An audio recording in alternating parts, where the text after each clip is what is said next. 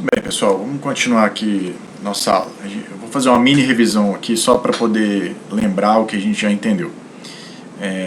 Bom, acho que todo mundo entendeu então que o cérebro em situações normais funciona a partir de redes, grandes redes cognitivas, né? Essas redes não necessariamente estão ligadas anatomicamente, podem ser regiões distintas, funcionando de maneira cooperativa, ou podem haver regiões também que, em determinado contexto, reduzem sua atividade para que outra passe a funcionar. Essas redes, obviamente, são constituídas por neurônios, né?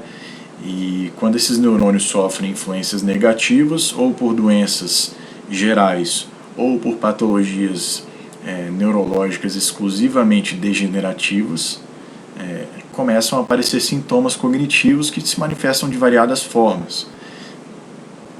Essas formas podem vir tanto como queixa de memória, função executiva, habilidade visoespacial e linguagem, mas também podem vir na forma de alterações de comportamento e personalidade, né? Essas manifestações, elas são, é importante entender isso, produto da disfunção dessas redes. Tá? Agora, o que leva à disfunção dessas redes, no caso das doenças neurodegenerativas, é o depósito anormal de proteínas que eu expliquei alguns slides atrás. Tá bom? Então, quando esse é o contexto patológico, a gente está tratando, repito, de doenças neurodegenerativas de característica inexoravelmente progressivas. Isso, é importante entender isso também, constitui uma das formas de demência, que são as demências irreversíveis, né? Então, uma síndrome demencial, ela não trata só de uma patologia. Ela pode aceitar várias patologias.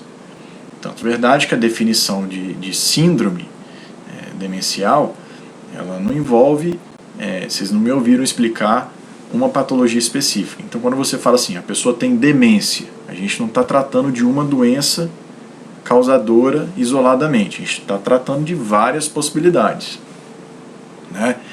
E aí, dentro do espectro de alterações cognitivas, a gente tem o sujeito, vamos lá de novo, com queixa, sem alteração nos testes cognitivos ou de funcionalidade. Esse cara é o declínio cognitivo subjetivo.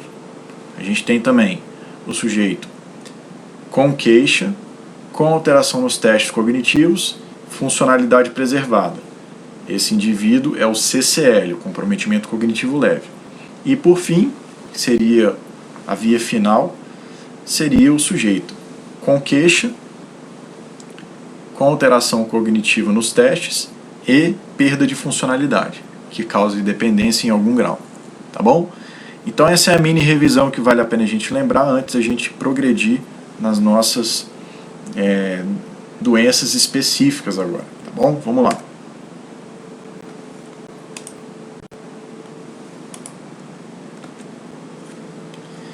Então, quais são os principais quadros demenciais que a gente tem que tratar aqui? Bom, antes de mais nada, é importante lembrar que quando a gente faz anamnese, exame físico, a gente tenta encaixar o paciente numa síndrome que sugira uma causa. Então, se predomina uma síndrome essencialmente amnésica, queixa de esquecimento propriamente dito, né? Memória episódica que a gente fala, e o paciente vem com sintomas lentamente progressivos, de instalação insidiosa, numa faixa etária esperada, acima de 65 anos, você pensa em Alzheimer. Claro que você vai fazer uma investigação complementar para excluir causas, lembra que eu expliquei anteriormente, causas reversíveis, que não tem a ver com isso. Por exemplo, hipotiroidismo, deficiência de vitamina B12, né? Então o paciente vai passar por uma bateria de exames que excluam causas reversíveis antes da gente adentrar nas possibilidades degenerativas, por consequência irreversíveis, de maneira mais forte, né? Mas enfim, tendo essa síndrome amnésica, Alzheimer, predominam alterações comportamentais. Então seria destacadamente as demências frontotemporais, DFT. Mas tem outras possibilidades também, se for um paciente com perfil de demência, que a gente chama mais de subcortical, que envolve velocidade de processamento, função executiva, tudo isso de maneira mais importante. Pode ser um parkinsonismo atípico, até mesmo Huntington, ou doença de Levy. Então são outras possibilidades. Apesar de não ser o mais típico, por exemplo, do Levy, de começar com alteração comportamental, predominando. Mas enfim, vamos lá. Predominam queixas visoespaciais. Então a gente poderia estar diante de uma síndrome clínica que aceita o diagnóstico de atrofia cortical posterior. Dentro dessa síndrome tem pelo menos 3 patologias mais importantes para serem consideradas. A patologia de Alzheimer, patologia de Levy, os corpos de Levy, e a degeneração córtico-basal. Nesse momento eu sei que algumas pessoas vão ficar confusas, porque poderiam dizer assim: poxa, doutor Eduardo, mas como que é possível você falar que o paciente tem uma demência do tipo atrofia cortical posterior e suspeitar que ele tenha como patologia, a patologia de Alzheimer? Aqui é preciso fazer uma distinção. Eu acho que eu tentei explicar isso anteriormente, mas eu vou reforçar de novo aqui. A manifestação clínica que promove um conjunto de sinais e sintomas permite o diagnóstico clínico. Síndrome, uma síndrome clínica. Então, uma síndrome amnésica, como eu falei anteriormente para Alzheimer. Mas a patologia que está por trás disso, a proteína que está lá no cérebro provocando isso, a gente presume que pode ser uma ou outra.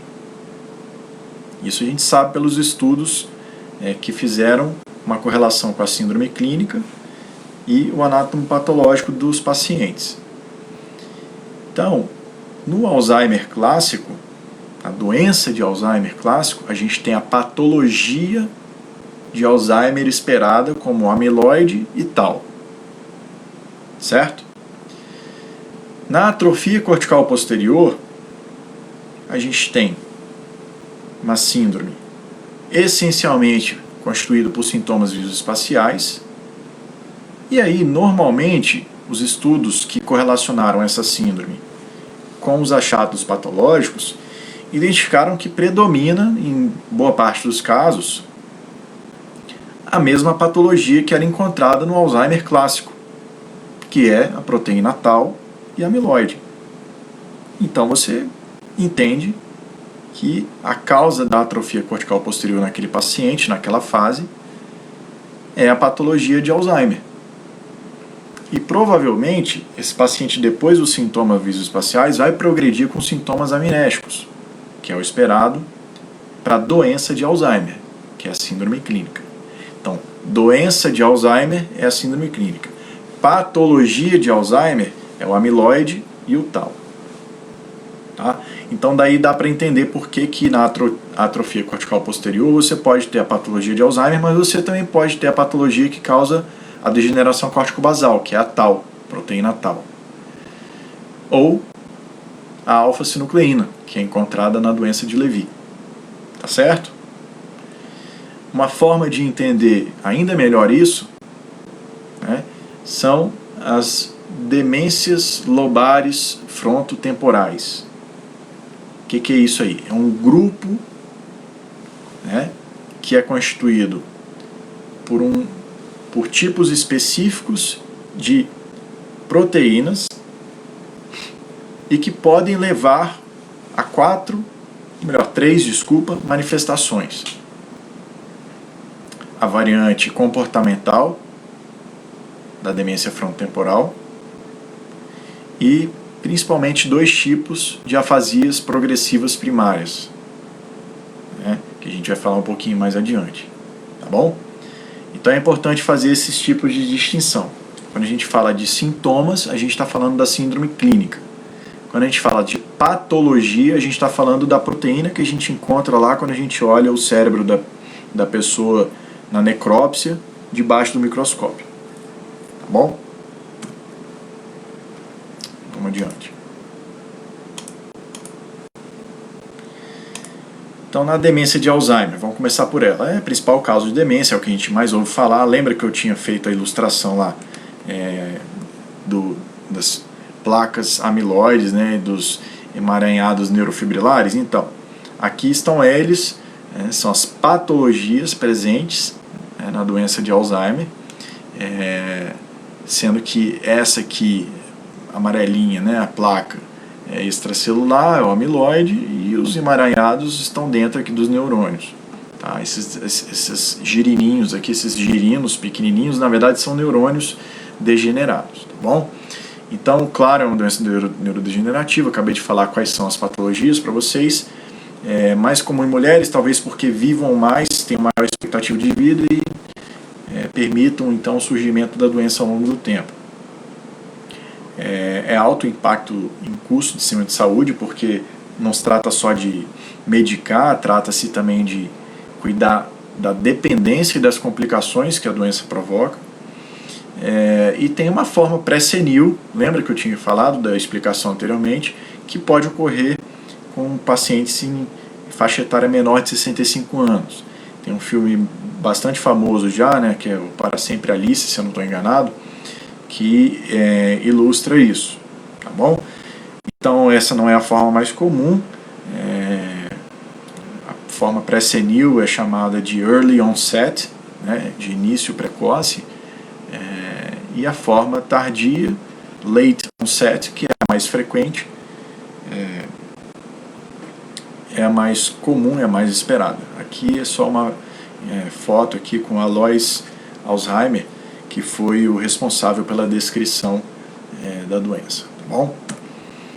Então tem alguns fatores de risco, vou falar um pouquinho mais, vou me deter um pouquinho mais na demência de Alzheimer, para poder permitir que vocês conheçam melhor a doença que é mais falada por aí, né? Então tem alguns fatores de risco, a idade, a presença de uma característica genética, um alelo ApoE4, né? Tem outros tipos de ApoE-epsilon, mas o 4 especificamente, quando ele está em heterozigose, ele aumenta em 3 vezes o risco de ter doença, e em homozigose 8 a 10 vezes mais. Ter uma história familiar de Alzheimer aumenta um pouco a chance e o risco. Ter comprometimento cognitivo leve, especialmente do tipo amnéstico também. Alguns fatores de risco vasculares, cardiovasculares, que estão elencados aí: hipertensão, diabetes, lipidemia e tabagismo. Nível educacional interfere, isso não é específico do Alzheimer, isso é para qualquer quadro demencial, mas aqueles com menor escolaridade tendem a ter maior chance de desenvolver a doença por, teoricamente, terem menor proteção ou menor resistência à presença da patologia. Aqueles com atividade social e cognitiva reduzida também. Então, esses dois pontos específicos têm a ver com o que a gente chama de reserva cognitiva, que é um conceito que não dá para ficar explorando muito agora aqui. Pessoas com transtorno depressivo e aqueles alvo vítima de trauma crânioencefálico também.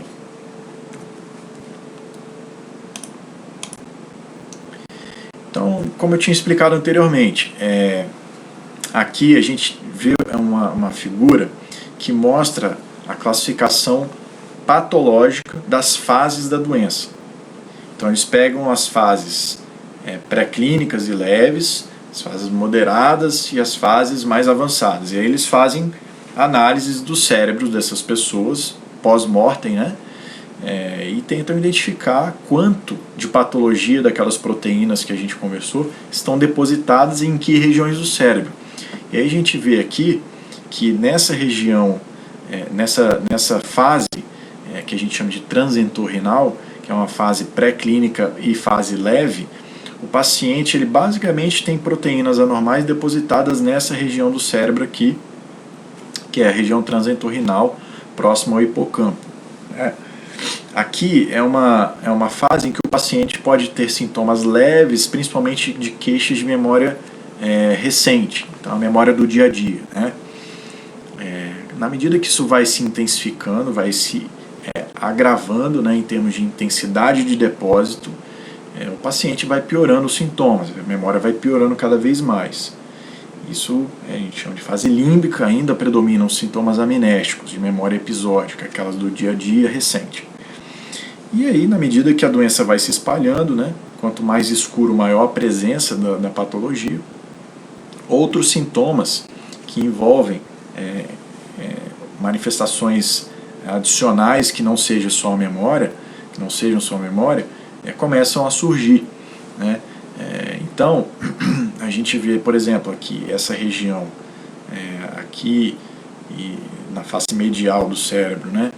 E aqui também na face lateral, tem a ver muito fortemente com localização espacial, né? Noção de localização de espaço e navegação, que é o senso né, para onde eu estou indo, em que direção eu estou me deslocando. Por isso que os idosos com Alzheimer se perdem, né? Também tem outras regiões aqui, principalmente aqui na região mesial ou medial do lobo frontal, que tem a ver muito com sintomas que se relacionam com o humor, com a apatia, com uma série de outras queixas que podem, às vezes, passar batido, principalmente em famílias que prestam pouco atenção nos idosos. Na região mais dorso-lateral, aqui da região frontal, ali tem mais a ver com a função executiva. Então, lembrem do que eu falei para vocês, são regiões que têm modalidades atribuídas a elas, né, que envolvem regiões estratégicas daquelas redes que eu falei para vocês e que, se afetadas, vão dar sintomas, né? Tá bom? Então, essas são as fases anatomopatológicas das classificações feitas em pacientes com Alzheimer. A evolução natural dessa patologia é causar a perda de neurônios que, se você for olhar cortando o cérebro, né, de um paciente que já faleceu, você fazer uma necrópsia no cérebro dele, você vê que o paciente normal tem essa região aqui, ó, que é o hipocampo e o córtex entorrinal, mais grossinhos. Isso quer dizer que tem mais neurônio preservado ali. Aqui seria uma fase 1 ou 2 de Braque, por exemplo. Fase pré-clínica, leve. Aqui, fase moderada já. Você vê que a mesma região aqui é mais fina. Então, o hipocampo aqui já está mais fino, córtex entorrinal também, toda a região mesial temporal também acompanha essa atrofia. E aqui no grau mais avançado de Braque, a gente vê uma atrofia grosseira, né? Então, daqui para cá, a gente percebe que a progressão da atrofia é evidente. Isso numa peça, num cérebro cortado para avaliação de necrópsia, né? Já depois de fixar e ser preparado. A gente também pode ver a mesma coisa numa ressonância. A gente vê que aqui o hipocampo, né, que é essa estrutura aqui, está praticamente normal. Aqui do lado ele já está mais fininho, paciente com fase provavelmente já mais avançada, e esse aqui ainda mais do que os outros dois. Olha como é que o hipocampo está fininho aqui. A mesma coisa ocorre no córtex entorrinal, ó, mais fininho, e nas estruturas mais mesiais, mais próximas do meio, mais para dentro do cérebro, no seu lobo temporal. Aqui também a gente percebe o grau de atrofia que vai progredindo. Clinicamente isso se manifesta como eu expliquei. A memória começa a ser uma coisa que chama atenção, a pessoa fica repetitiva, pergunta muitas vezes as mesmas coisas. Existe um grau de disfunção executiva, né? A pessoa tem dificuldade de ordenar alguns tipos de atividades, de se organizar, a gente pode pensar dessa maneira. A linguagem pode ser afetada, né? A dificuldade de achar algumas palavras, principalmente. E a habilidade visoespacial, que envolve, além da localização mesmo da pessoa, né? Ela não se perde, e aí sim visoespacial, mas também visoconstrutiva. A pessoa tem dificuldade de desenhar um relógio, né, que a gente pede no teste, ela tem dificuldade de fazer um losango, um quadrado e assim vai. Então, esses são sintomas fundamentais, sinais e sintomas fundamentais que a gente procura no Alzheimer. Então, lembra que eu falei? Tem fases, né? Então, a gente pega muito o Alzheimer como exemplo porque é a doença prototípica, a demência prototípica que todo mundo conhece. Então, a demência leve, a pessoa tem as queixas cognitivas, mas ainda não tem aquela dependência grosseira, apesar de já estar dependente em atividades muito complexas. Né? Ela ainda consegue executar, mas precisa de um pouquinho de ajuda. A pessoa não faz por ela, o filho não paga a conta pelo pai, mas ele precisa ficar de olho para ver se vai ter algum erro e precisa de ajuda para dar uma força para não errar. Isso seria uma fase leve. A fase moderada, a pessoa já tem dependência um pouco mais evidente para atividade de vida rotineira. Então não lembra mais das datas, do lugar onde está, não consegue achar algumas palavras, em algumas situações fica com a sensação de frase, né, de palavra na ponta da língua, e agrava um pouquinho o que a gente chama de sintoma neuropsiquiátrico. Então deixa de ficar só apático e deprimido e começa a ter umas ideias meio persecutórias, às vezes tem uns delírios de roubo, fica agressivo na hora de receber cuidados, porque percebe que está perdendo um pouco a sua autonomia, isso incomoda, até chegar ao ponto em que atinge uma demência mais grave, que aí é dependência completa para tudo e começam a surgir disfunções grosseiras que envolvem alimentação, a pessoa não come sozinha, precisa às vezes até de uma gastrostomia, dependendo da situação e do tipo de decisão familiar, já não se locomove mais, não tem continência para segurar fezes e urina adequadamente. Então, é evolução natural, infelizmente, dos pacientes, mesmo que sejam muito bem cuidados. Aqui só para ilustrar para vocês que existem tratamentos desde 93 que não são tratamentos modificadores de doença. São tratamentos que a gente usa como moduladores dos sintomas, das consequências da doença, mas isso não freia as proteínas que estão sendo depositadas no cérebro